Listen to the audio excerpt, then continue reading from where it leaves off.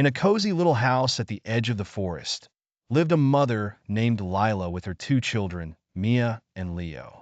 Every day, Lila prepared delicious meals for her children with love and care. Today was special, as it was a cool autumn afternoon, perfect for a hearty meal. Lila decided to start the day by gathering fresh ingredients. She took Mia and Leo to the local market.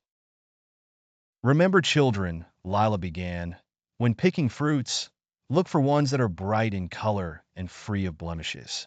For example, oranges should be firm and heavy for their size, while strawberries should be deep red with a sweet fragrance. They walked over to the vegetable stall next. When choosing vegetables like carrots and cucumbers, make sure they're firm and have a vibrant color. Avoid anything that looks wilted or has soft spots. Next, they visited the butcher's shop. When selecting meat, you want it to be a deep red color, indicating it's fresh.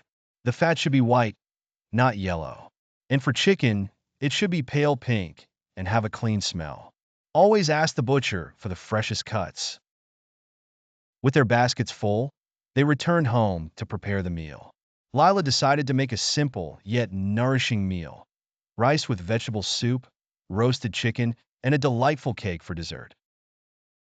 She started with the rice. The key to perfect rice, she explained to Mia and Leo, is to rinse it until the water runs clear.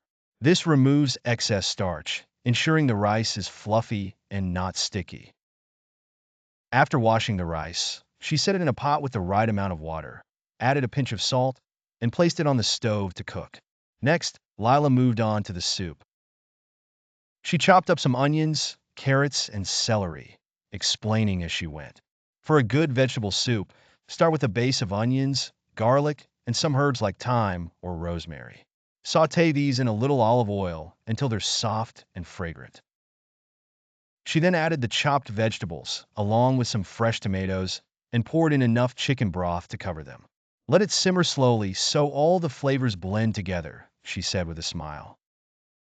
While the soup was simmering, Lila prepared the chicken. She seasoned it with salt, pepper, and a mix of herbs.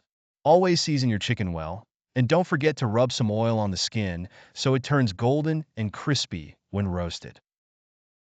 She placed the chicken in the oven, letting the heat do its magic. Finally, it was time to make the cake. Lila measured out flour, sugar, butter, and eggs, explaining each step to the children.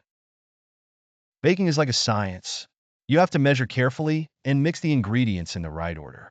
Start with creaming the butter and sugar, then add the eggs one at a time.